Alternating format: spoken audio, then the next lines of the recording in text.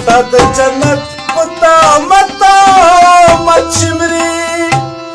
د هغو وګو په سلګو مې قسم په دې دوزخ کې نور نشم لیدی ستا د طوفان په منارو مې قسم یا خود ځمکې په دې انداسنا ما ته خپل ژوند زما جنت راکړه یادونه هر دوزخ مرګ نه مخکې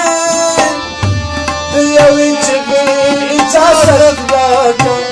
چې دا ستا وږي ستا په خوان ماړه کړو یا په خپل ځان باندې کارمان ماړه د لویو لویو قدرتونو روا یو تمنا ده اورېده شي کنه ستا تذکرې ماښام د چا د زړه